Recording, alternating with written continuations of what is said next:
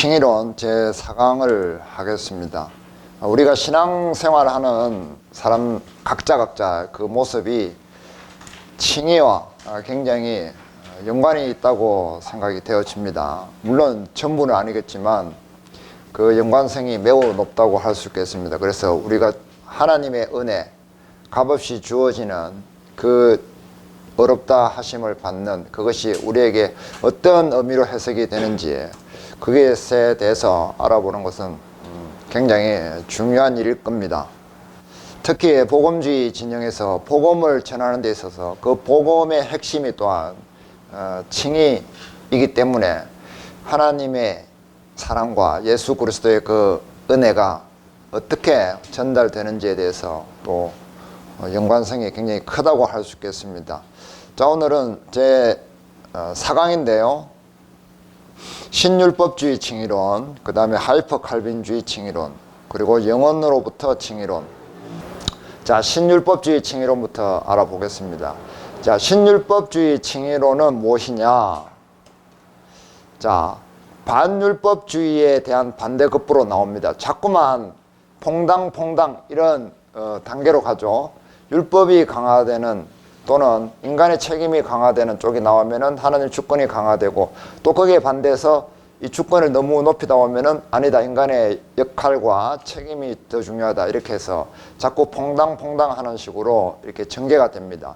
반율법주의는 뭐죠? 인간이 할 수 있는 것은 아무것도 도무지 0도 1도 없다, 무조건 하나님께서만 다 하신다는 그런 극단적인 주권을 이야기하죠. 지난 시간에 배웠습니다. 거기에 대한 반대급부로 신율법주의 칭의론이 나왔습니다. 자지 말라고 오늘 소리를 좀 넣었습니다. 자, 백스트라는 이 신학자가 이중적 의를 얘기했어요. 의가 한 가지만 있는 것이 아니라 두 가지가 있어야 된다. 이 칭의가 이루어지기 위해서는 그리스도의 의, 이것은 반드시 필연적으로 있어야 되고, 거기에 플러스 해가지고 죄인의 사람의 입장에서 이 믿음이 있어야 된다. 그리고 이 믿음과 회개가 있어야 된다.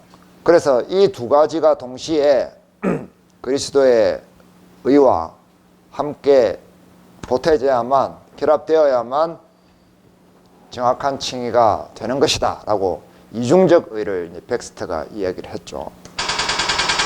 인간의 역할과 책임을 더 강조했다. 인간의 역할.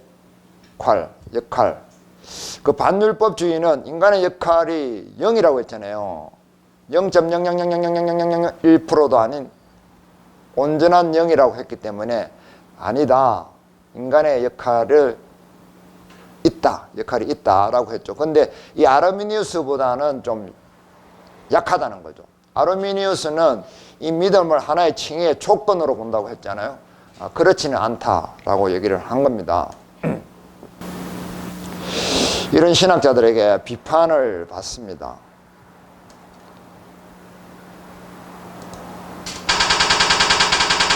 왜냐하면 율법주의 칭의론으로 변질될 수 있기 때문에, 율법주의적인 성향으로 인간의 책임을 더 강조하는 것은 좋은데, 잘못하면 인간의 의가, 공로가 들어갈 수 있기 때문에 이 율법적으로 흐를 수 있단 말이죠. 그래서 이것을 경계를 합니다.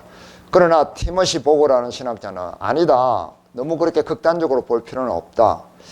이 아르미니우스는 믿음의 행위를 공로로 보았는데 이 사람은 공로로 보지 않았기 때문에 이 정도는 괜찮다라고 호의적인 태도를 취합니다. 그래서 이 책의 저자의 의견은 무엇이냐면, 이 신율법주의 칭의론에 대해서 이 저자의 의견을 이야기합니다. 신율법주의는 아르미니우스와 반율법주의의 중간 형태라고 볼 수 있다. 하나님의 주권과 인간의 역할의 면에서 그렇다는 거죠. 자, 그럼 우리의 논점, 우리는 어떻게 생각하느냐? 우리는 어떻게 생각하느냐? 항상 볼 때 우리 마음에 드느냐 안 드느냐, 이런 시각으로 우리는 뭔가를 공부를 하면 안 된다고 그랬죠. 우리는 보통 내 마음에 들면은 나쁜 것, 내 마음에 들면은 좋은 것, 이런 식으로 판단하죠. 그런 것이 아니라 정확하게 여기에 대해서 객관적으로 장점과 단점이 있겠죠. 무엇이든지 어떤 지식이라든지 사실에 대해서는 장점과 단점이 있죠. 그래서 그 두 가지를 따져보고 좋은 것은 우리가 취할 수 있으면 취하고, 아니면 단점적인 요소가 너무 강하면 뭐 버린다든지 좀 그런 태도가 필요합니다. 자, 장점 무엇이겠습니까? 나와 있죠. 은혜에 대한 확신. 이 인간의 역할을 좀 더 중요하게 생각을 했다는 것은 뭔가 내가 더 확신이 좀 더 클 수 있잖아요. 그죠? 내 의지가 있기 때문에. 그러면은 이 확신이라는 것이 어디에 대한 확신이에요? 칭의론적으로 보면은, 칭의에 대한 관점으로 보면 하나님의 은혜죠. 그리스도의 십자가의 그 보혈의 은혜란 말이에요. 그것을 내가 의지적으로 더 확실히, 그죠? 확실하게 뚜렷하게 가지는 거잖아요. 그죠? 그런 믿음을 가지잖아요. 그렇기 때문에 거기에 상응하는 내가 성화의 생활을 더 추구하게 되겠죠. 내가 확실히 아니까 막연하게 아는 것이 아니라, 하나님이 해놓으셨다 이런 것이 아니라, 내가 그것을 내 의지적으로, 논리적으로, 이성적으로 더 확실히 발견을 했기 때문에 그렇게 성화적으로도 나갈 가능성이 많다는 거죠. 이게 장점이라는 거죠. 근데 이렇게 하면 장점이 되겠죠. 그죠? 근데 단점도 있겠죠. 단점이 뭐냐면, 칭의로운 개념이 신념화, 자기 의지로 너무 이렇게 개입을 시키면 자기 신념이 될 수 있단 말이에요. 그 신앙이 아니고 신념으로 사는 사람이 굉장히 많죠. 신천지에서 이렇게 그 사람들이 믿는 거 이런 거 얘기를 해보면 자기 신념이에요. 그러니까 자기 신념과 틀리면은 배타적으로 뱉어버리죠. 공격을 해버리고. 그런 것을 신념이에요. 그건 신앙이 아니라. 그래서 배타적으로 될 수 있고, 성화의 의지가 아까 얘기한 대로 율법적으로 흐를 수 있단 말이에요. 자기의 의지가 자꾸만 들어가고 자기 공로화를 하려고 하는 그런 경향이 있을 수가 있겠죠. 이 신율법주의 칭의론에 대해서 저는 이런 논점으로 생각을 한 거예요. 그래서 여러분들도 이런 것을 볼 때 좀 판단을 해야 되는 거죠. 이게 무엇이 좋을까? 이게 뭔가 좋지 않은 점이 무엇일까? 그런 관점으로 접근을 해서 공부를 하는 게 필요하다는 겁니다. 자, 그리고 하이퍼 칼빈주의. 하이퍼 칼빈주의는 뭐죠? 칼빈주의를 따르는 그 다음 세대를 이야기하는 겁니다. 그 사람들이 칭의론을 가졌는데, 이 사람들은 칼빈이 얘기했던, 칼빈 당대에 있었던 사람들과는 좀 다른 신학적인 견해를 가지고 있어요. 그래서 칼빈의 신학을 개성을 한다고 하지만 칼빈과는 또 다른 면을 가지고 있는 겁니다. 이 사람들은 보통 18세기에 영국에서 활동했던 그런 신학자들이 많죠. 이 사람들은 뭐냐면, 또 아까 신율법주의가 나오니까 거기에 대해서 또 반대해서 아니다 라고 반대 관점으로 또 전개를 하는 겁니다. 그래서 반율법주의와 좀 비슷하다고 그랬죠. 반율법주의는 율법 반대잖아요. 인간의 공로에 전혀 반대하는, 인간의 공로를 완전 삭제하려고 하는 그 반율법주의, 그 사람들과 비슷한 겁니다. 하나님의 주권을 높이려고 하는 거죠. 그래서 이 사람은 아까 그 신율법주의에서 내세웠던 그 두 가지를 거부를 합니다. 뭐냐면 모든 사람을 택하신 보편적 선택, 제한적 선택이라고 했죠. 개혁주의는, 그 칼비니즘은 5대 교리 중에 제한적 선택을 하는데, 모든 사람을 택했다는 이 보편적 선택을 거부를 합니다. 첫째는. 그리고 복음을 받아들일 때 아까 신율법주의에서 얘기했던 믿음과 회개를 거부합니다. 사람이 이것을 통해서, 뭔가를 통해서 하나님의 사랑을, 은혜를 받고 거부하고 할 수 없다. 그렇기 때문에 믿음과 회개는 정당한 것이 아니다 라고 두 가지를 거부를 하는 겁니다. 그래서 이 존 브라인이라는 사람이 많이 발전을 시켰는데, 이런 관점으로 이야기를 합니다. 칭의는 뭐냐면 하나님의 내재적 행위이고 영혼과 맞닿아 있다.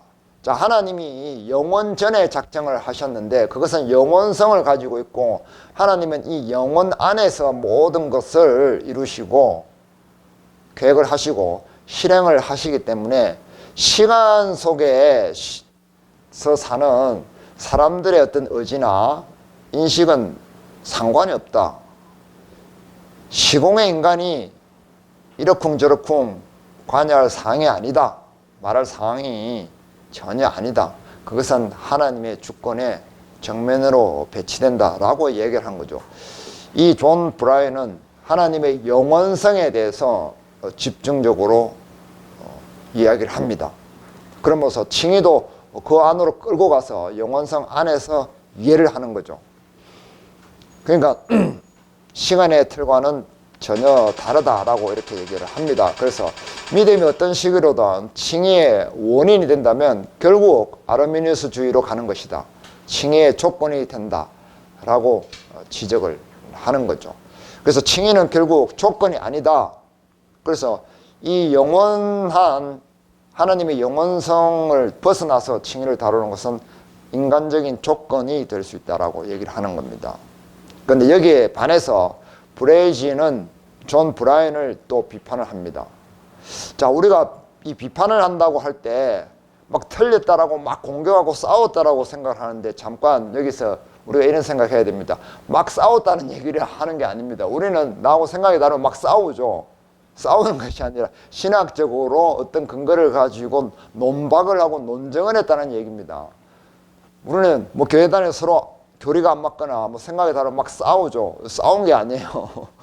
그래서 그 신학적으로 존 브라이언을 이제 비판을 했는데 브레이지라는 사람이 뭐라고 그러냐면은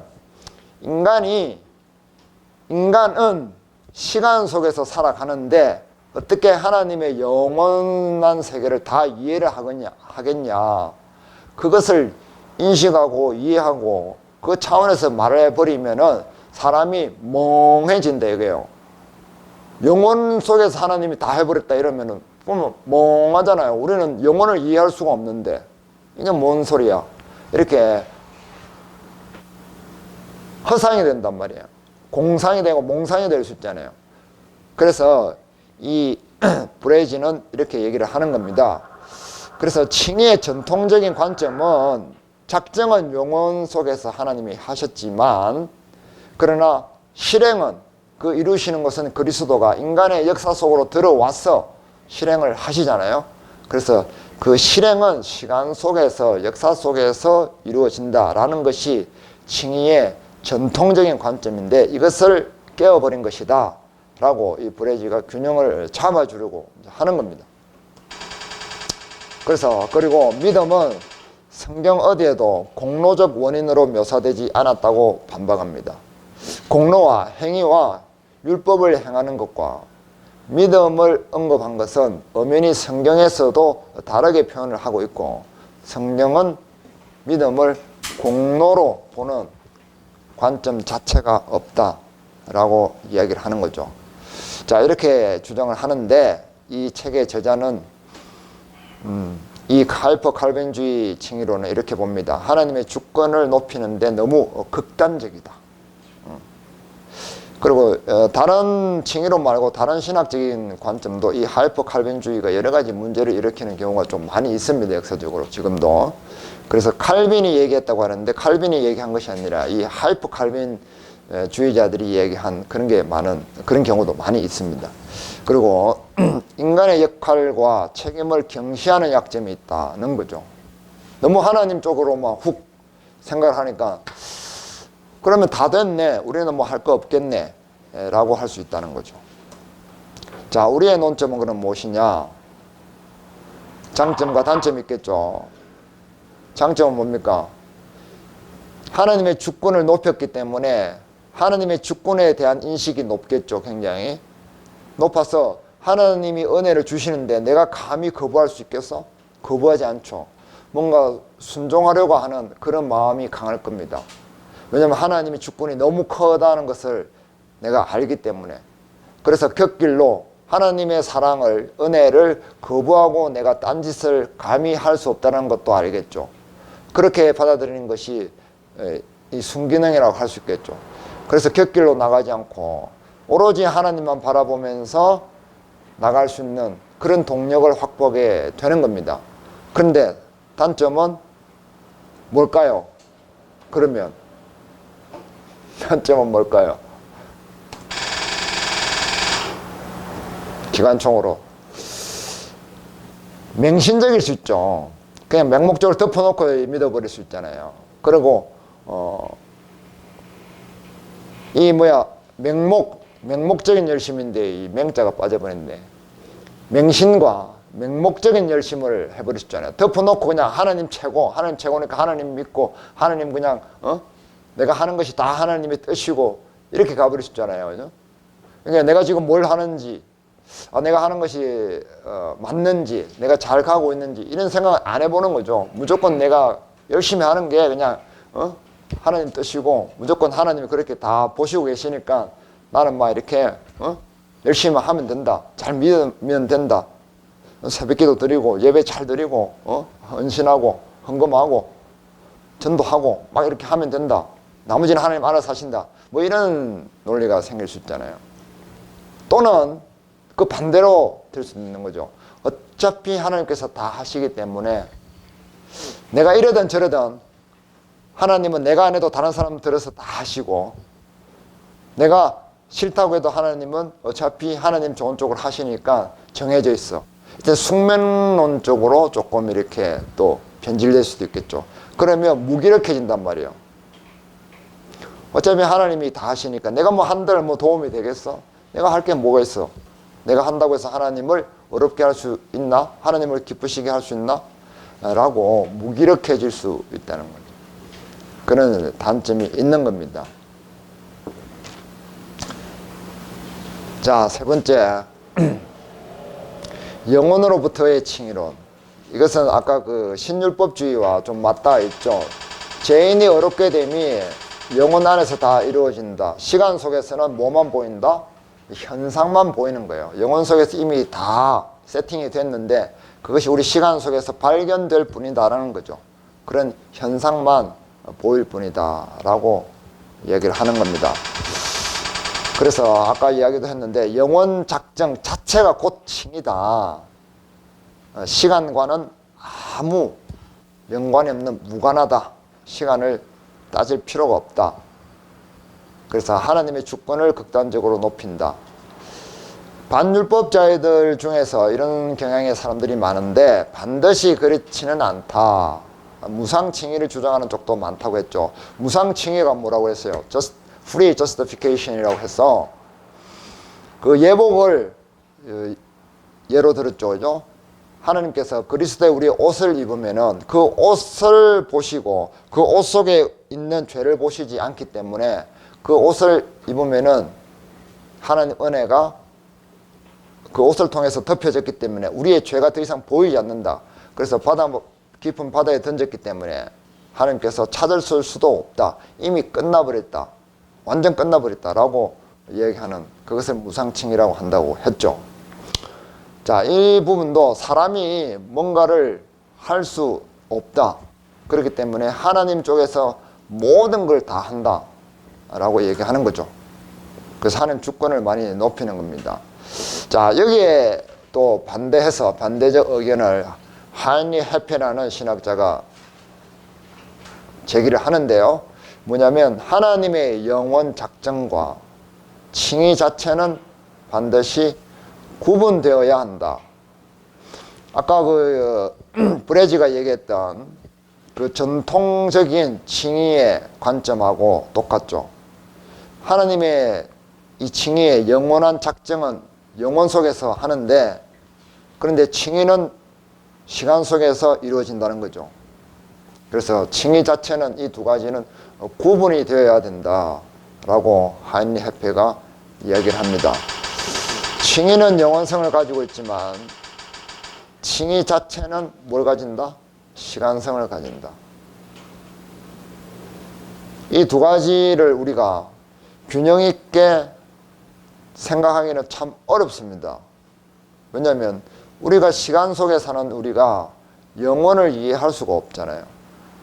성경 가운데 계시되어 있는 그 말씀을 해석하는 것으로밖에 우리는 알아낼 수가 없어요. 그렇기 때문에 그런 한계를 가지고 있습니다. 자, 제자의 의견은 무엇이냐면 의도는 좋지만 방법이 좀 잘못된 것 같다. 너무 몽상적이다는 거죠. 하나님의 주권과 인간의 책임 사이에 불균형을 초래했다.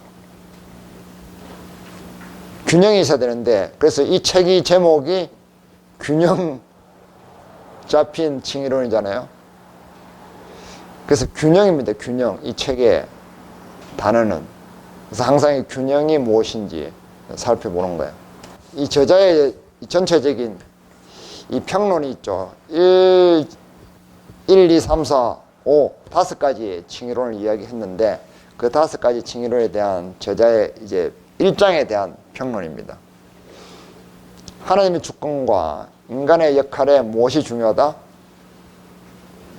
균형이 중요하다. 균형이 중요하다. 칭의는 첫째, 전적으로 하나님이 하신다. 이것에 대해서 반대하시는 사람은 없습니다. 나 자신도 내 죄를 위해서 어떻게 할 수가 없다는 것이 성경의 선언이죠. 그렇기 때문에 하나님 자신이신 독생자 예수 그리스도가 오셔서 그분께서 칭의를 통해서 자기의 사랑을 어떻게 하신다? 계시하시는 거예요. 그 칭의도 일종의 하나님의 계시 방법입니다. 자기를 드러내는 방법이라는 거죠. 그것은 하나님께서 우리 인간에게 보여주시는데, 왜냐하면 우리 인간이 하나님의 그런 것을 알기 힘들기 때문에 그렇습니다. 그래서 하나님께서 자기를 드러내시는 방법이기도 합니다. 둘째, 칭의는 하나님이 하시지만 인간 편에서 역할이 있다는 거죠. 그 역할을 믿음이라고 규정을 합니다. 그러나 이 믿음은 도구적 원인으로 이해되어야 한다. 이게 무슨 말일까요? 자, 영접하는 행위, 이것을 믿음으로 보는데 이 믿음도 하나님의 선물이라는 거죠. 이건 개혁주의 입장입니다. 장로교의 입장이라는 얘기죠. 도구적 원인으로 이해되어야 한다. 하나님의 은혜를 우리에게 부어주시려면 뭔가 그 은혜가 담기는 컵이 있든지 뭐 그릇이 있든지 해야 될 거 아니에요. 그 그릇을 도구를 이렇게 도구다 이 말이에요. 그러니까 그 그릇을 내가 만드는 것이 아니라 내가 내 속에서 생산해내는 것이 아니라 그 그릇도 하나님이 딱 주시고 그 그릇에 담아 주신다 이 말씀이에요. 그래서 그것을 도구적 원인으로 봐야 된다라고 하는 거죠. 그러니까 하나님의 주권 쪽에 좀 더 많이 쏠려 있죠. 우리 인간의 어떤 역할보다는. 근데 인간의 역할이라고 또 얘기를 했는데 그것은 믿음이다. 근데 믿음은 또 하나님께서 주시는 선물이다. 결국에는 하나님을 우리가 알기 위해서는 하나님께서 믿음도 주시고 은혜도 주신다. 이 말이에요. 믿음에 관한 그 의지가 사람 쪽에 있는 것이 아니고 믿음에 관한 의지 또한 하나님 쪽에 있다는 거죠. 이게 개혁주의 입장입니다. 그래서 장로교 다니는 사람들은 믿음에 대해서 이야기를 할 때 무조건 하나님께서 다 하시기 때문에, 구원도 다 하나님께서 다 하시기 때문에 우리 사람이 거기에 대해서 왈가왈부 당신 구원받았어요 이렇게 말하면 안 된다라고 얘기하는 거예요. 그런 것들을 우리가 알아야 됩니다.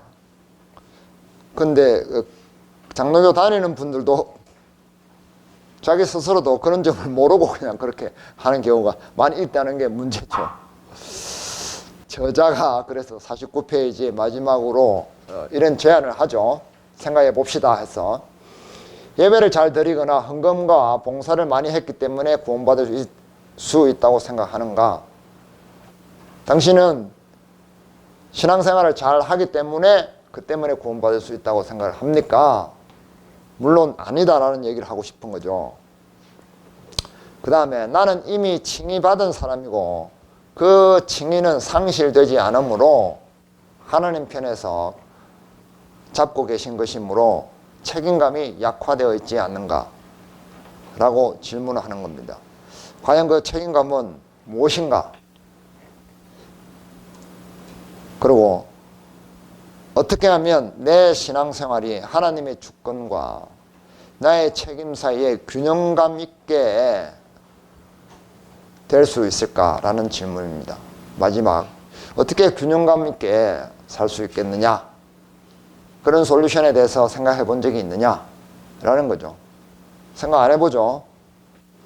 그냥 목사님이 얘기하는 거라든지 아니면 내가 알고 있는 정도, 그 다음에 내가 그 은혜 받을 때 느꼈던 그런 감각, 그것에 대부분 의지해서 사람들은 밀고 가는 그런 경향이 있죠.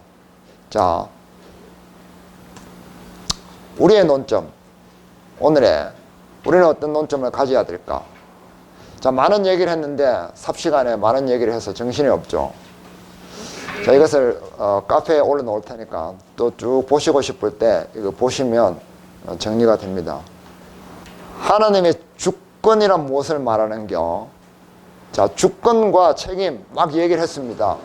근데 주권이 뭐냔 말이에요. 주권이, 하나님의 주권이 뭔지 잘 정리가 돼 있어야 되는 거예요. 주권이 뭔지를 모르는데 주권과 역할, 이런 얘기를 하면은 지금 진도가 잘못 나가고 있는 거잖아요. 이 주권에 대해서 개인적으로 생각해 보거나 정리를 해 보신 적 있습니까? 95%는 없을 겁니다. 뭐 그냥 배우다가 하나님의 주권이 이런 것이다 라고 감각을 가지거나 아니면은 설교 중에 들리는 그런 것, 오늘도 제가 낮에 다른 교회 예배 들어가서 설교를 들었는데 거기 목사님이 하나님의 주권이라는 제목으로 설교를 하시더라고 오늘. 그래서 들어봤습니다.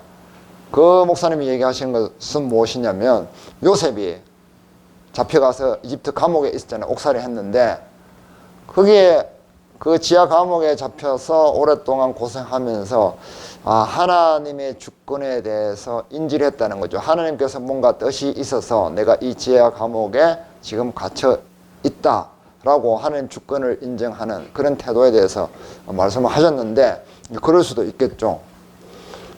여러 가지 관점에서 생각을 해볼 수 있을 겁니다. 그럼 과연 주권이란 무엇이냐? 주인의 권리란 말이에요.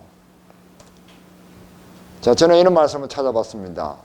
내일 일을 자랑하지 말라. 하루 동안에 무슨 일이 일어날지 내가 알 수 없다. 우리는 하루 동안에 무슨 일이 일어날지 모르죠. 그런 불안감 속에서 그 불안감을 떨치기 위한 노력을 부단히 하면서 살아갑니다. 내일은 좀 더 안정된 생활이 될 거라고 믿고 싶고 또 그렇게 위해서 열심히 살아갑니다. 그러나 실제 순간순간 우리는 무슨 일이 일어날지 모릅니다. 그런데 그 무슨 일이 일어날지를 아는 것이 하나님이잖아요. 하나님은 알고 계신단 말이에요. 자, 제가 키우는 수경재배를 키우는 상추입니다. 자, 어느 날 아침에 딱 왔는데 상추가 이렇게 탁 고란 거예요. 이게 무슨 이런 일이 있어. 어제 퇴근할 때까지 괜찮았는데 밤사이에 상추가 이렇게 변했더라는 거죠. 자, 이 상추는 자기가 이렇게 되었는데 할 수 있는 게 있을까요? 없을까요? 상추 자신은 할 수 있는 게 없습니다. 자기는 오로지 주인인 제가 공급해주는 물과 영양분을 빨아들여서 그것으로 자기는 살아가는 것 외에는 할 수 있는 게 없어요.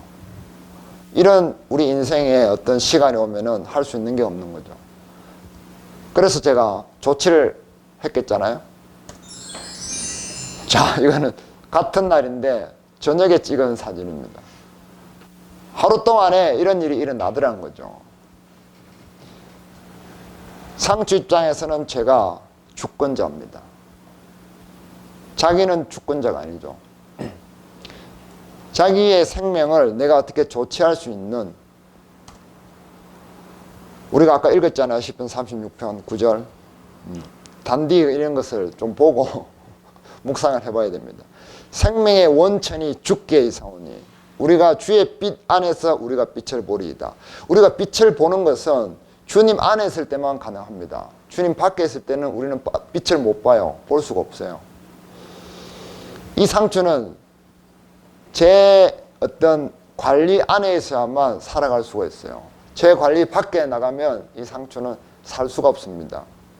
그래서 우리는 이런 한계를 가지고 있다는 거죠. 이것은 우리의 위치를 이야기합니다. 내가 할 수 있는 것이 있고 할 수 없는 것이 있다라는 그런 한계의 위치를 아는 것이 중요하다는 거죠. 저는 이것을 굉장히 중요하게 생각하고 이 관점에서 특별히 많이 봅니다. 그러나 또 다른 관점도 있겠죠. 자, 주권에 대한 이해가 먼저 있어야만 우리의 위치가 정해지는 거예요. 하나님이 어떤 분인지 알아야만 내 위치가 정해지는 겁니다.